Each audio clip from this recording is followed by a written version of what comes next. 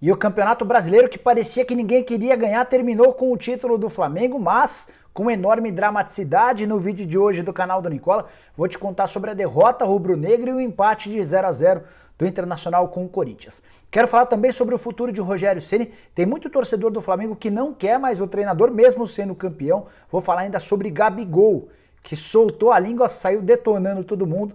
Preciso te trazer novidades também sobre o Internacional, que já confirma a saída de Abel Braga, para completar novidades sobre Borré, o atacante colombiano que disse não à proposta feita pelo Palmeiras. Vou te atualizar sobre São Paulo, que garantiu vaga na Libertadores já na fase de grupos. E por último, mas não menos importante, sobre a situação do Vasco, agora com a queda confirmada dentro de campo.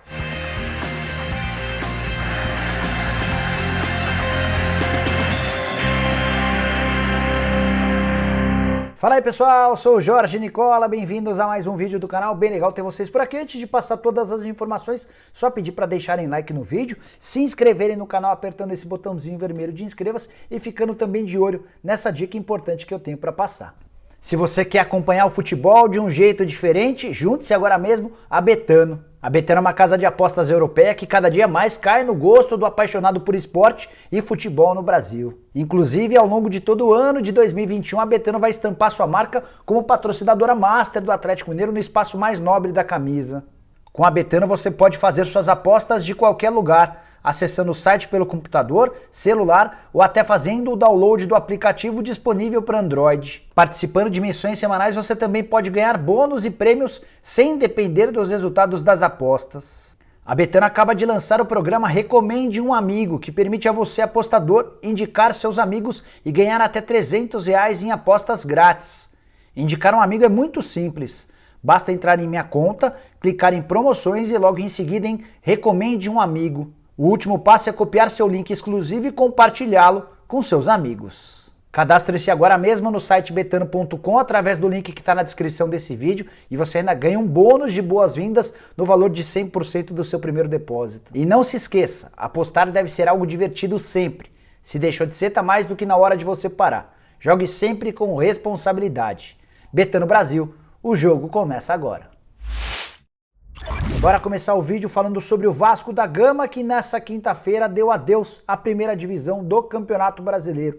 Até venceu o Goiás por 3-2 dentro de casa, vitória de virada, 2 gols do Ricardo Graça, 1 do Cano, mas apesar de ter chegado aos mesmos 41 pontos do Fortaleza, o primeiro time fora da zona do rebaixamento, o saldo de gols acabou decretando o rebaixamento do Vasco, o quarto nos últimos 12 anos.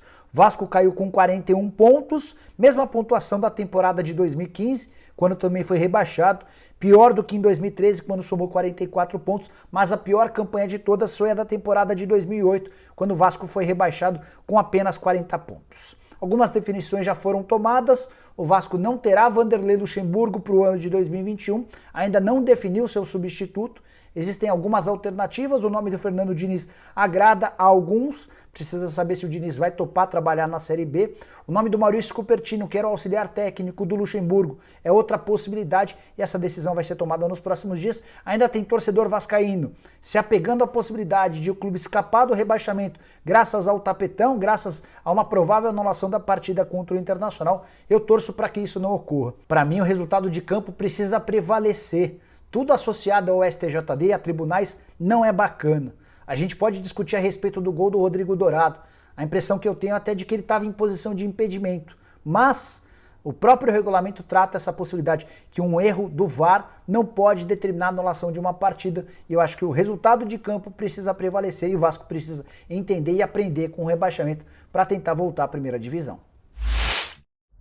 Bora falar sobre o São Paulo, que noite de quinta-feira, muito torcedor são paulino já estava contando com a possibilidade triste de ter de disputar a pré-Libertadores, afinal de contas o São Paulo não era o favorito no confronto contra o Flamengo, principalmente depois de ter perdido para o Lanterna, para o último colocado do Campeonato Brasileiro, o Botafogo, na última segunda-feira. Mas acontece alguma coisa com o São Paulo, especialmente nos jogos contra o Flamengo, e mais uma vez o tricolor venceu. Foram 4 confrontos na temporada com 4 vitórias são paulinas. Essa vitória por 2-1, São Paulo sai na frente, acaba tomando o gol de empate, mas o Pablo, quem diria, o Pablo acabou definindo a vitória por 2-1. Com a vitória, o São Paulo chegou a 66 pontos, ficando à frente do Fluminense. Quarta colocação só atrás de Flamengo, Internacional e Atlético Mineiro. Dessa maneira, São Paulo está garantido na fase de grupos da Libertadores. Vai ter um bom tempo para que o Crespo possa conhecer o elenco, especialmente no Campeonato Paulista, e somente a partir de abril o tricolor começa a se preocupar com a Libertadores da América.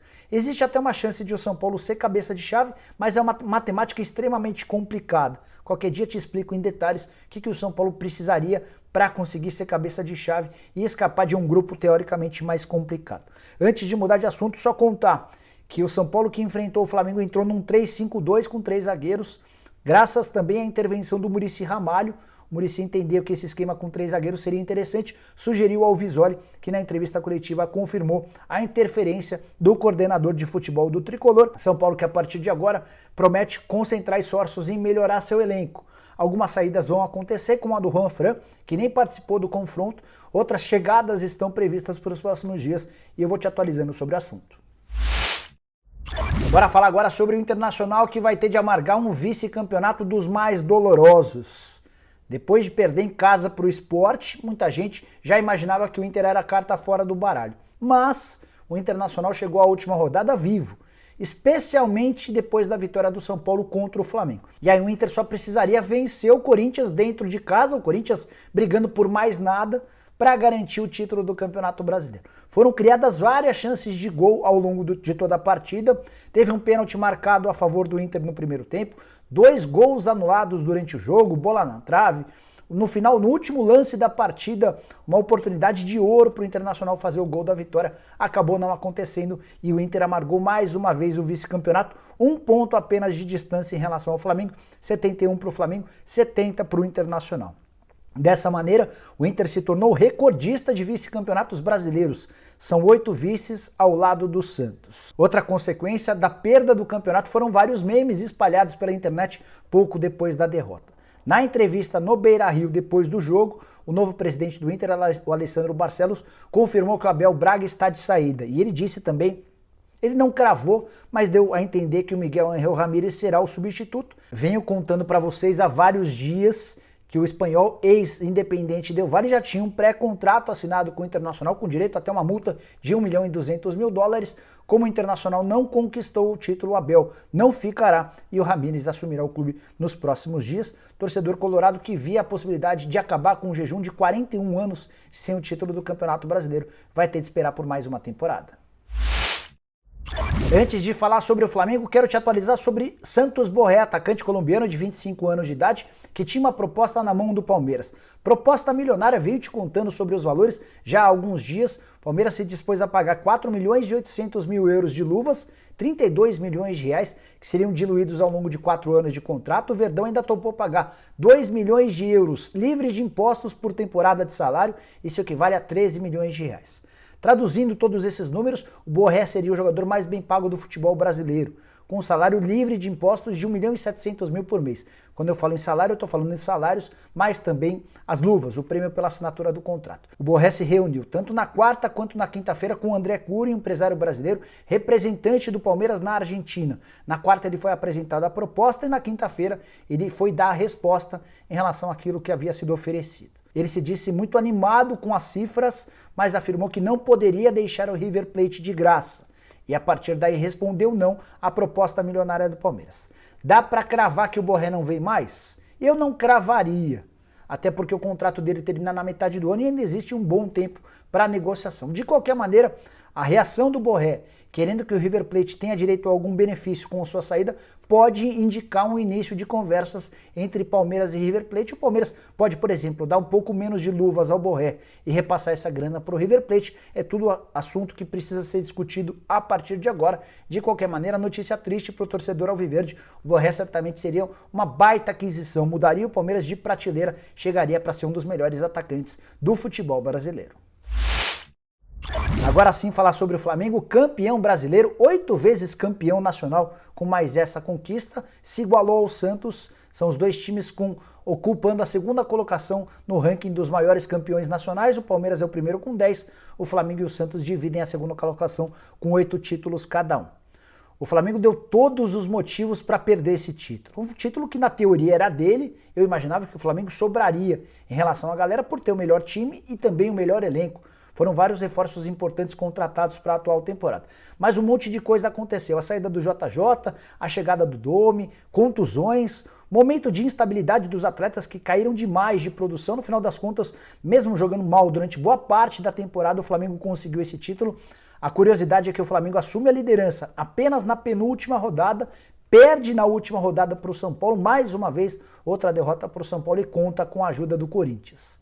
Perguntei para um dirigente do Corinthians se o Flamengo havia oferecido mala branca, aquele prêmio por vitória, para que o Corinthians tirasse ponto do Internacional. Esse dirigente me assegurou que não houve esse prêmio. E houve até uma surpresa dos jogadores do Corinthians que imaginavam que o Flamengo, como uma forma de precaução, mandaria essa grana, o que não ocorreu.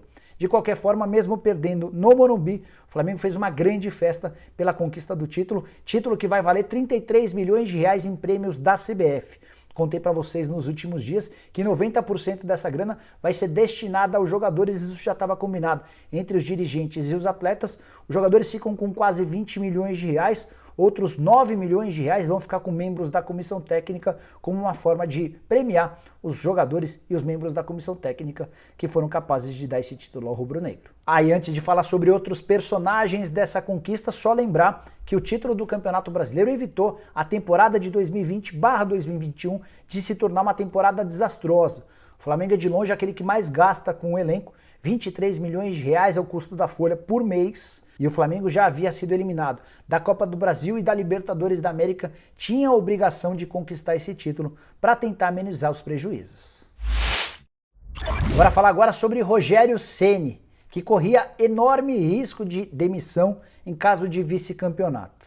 Vou te contar que na live que fiz pouco depois da partida do Flamengo com o São Paulo e da conquista do título rubro-negro, teve muito torcedor do Flamengo que mandou mensagem pedindo que ele seja demitido mesmo com a conquista. Pelo que eu senti nas declarações, por exemplo, do Marcos Braz ainda no Morumbi, essa chance é zero, pelo menos por agora. O Flamengo não vai ser insensível de mandar um treinador campeão brasileiro embora. E aí a gente precisa lembrar sobre esse início da carreira do Rogério Ceni, é um início bastante promissor. São 4 anos como técnico e 5 títulos conquistados. Ele é, por exemplo, campeão da Série A pelo Flamengo e da Série B do Campeonato Brasileiro pelo Fortaleza. Também já ganhou a Copa do Nordeste, também já ganhou o Campeonato Cearense. Vai trilhando um currículo extremamente vitorioso, com muitas taças, embora o trabalho no Flamengo seja de fato decepcionante. Eu imaginei que quando ele fosse contratado, ele transformaria o Flamengo numa máquina de fazer gols, numa máquina de jogar bem. Não foi isso que aconteceu. Foi sob o comando de Rogério Ceni que o Flamengo caiu na Copa do Brasil, caiu na Libertadores da América, teve momentos de muitas dificuldades também no Campeonato Brasileiro, mas na reta final o Flamengo melhorou e o Rogério Ceni conseguiu dar uma volta olímpica no Morumbi. Olha que coisa curiosa. Para completar a noite, ficou também a lição de que o São Paulo conseguiu a vitória e a classificação direto para a fase de grupos. Então o Rogério Ceni acabou não causando tanto prejuízo ao São Paulo. Rogério Ceni que vai muito mal nos confrontos contra o São Paulo. Mais uma derrota do Rogério contra o Tricolor. Como é que fica a partir de agora? Imagino que o Rogério Ceni vai ter pelo menos algumas semanas de paz, de tranquilidade. Só que Jorge Jesus segue sendo um nome muito forte nos bastidores do rubro-negro. Não só com torcedores, mas também com membros da diretoria. O JJ está balançando no Benfica. Nessa quinta-feira foi eliminado da Liga Europa. O Benfica perdeu por 3-2 para o Arsenal. E a tendência é que o JJ fique somente até o fim da temporada em Portugal, ou seja, até o fim do mês de maio. E aí, na metade do ano, com o Rogério Ceni talvez já mais distante do título do Campeonato Brasileiro e o JJ fora do Benfica, é a partir daí que pode ocorrer essa mudança. Queria que você usasse o espaço para comentários para dizer se você é torcedor do Flamengo, se você acha bacana trocar o Rogério Ceni pelo JJ ou se daria a oportunidade para que o Ceni continuasse. Quero fechar o vídeo falando sobre Gabigol, que estava com a língua afiada e saiu detonando todo mundo. Foram várias lives no Instagram feitas por jogadores do Flamengo e o Gabigol apareceu em quase todas.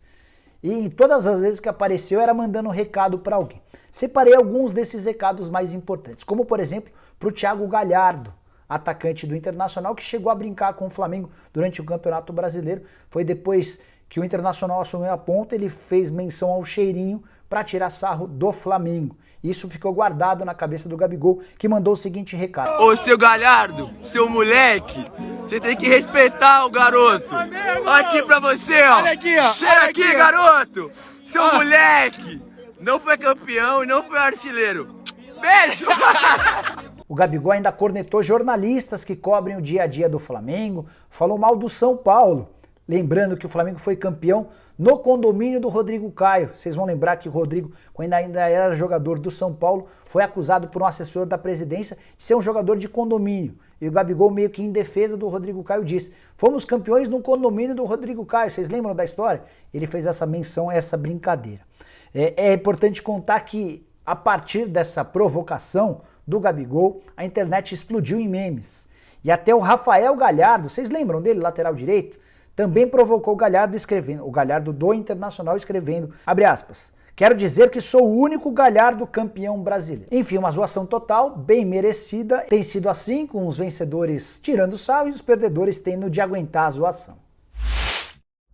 Bom, pessoal, eram essas as informações que eu queria dividir com vocês no vídeo de hoje do canal do Nicola. Espero que tenham curtido o vídeo e deixem like por aqui. Quem ainda não se inscreveu, aperta esse botãozinho vermelho de inscreva-se. A gente se vê de tarde com mais informações. Combinado? Até lá, tchau, tchau!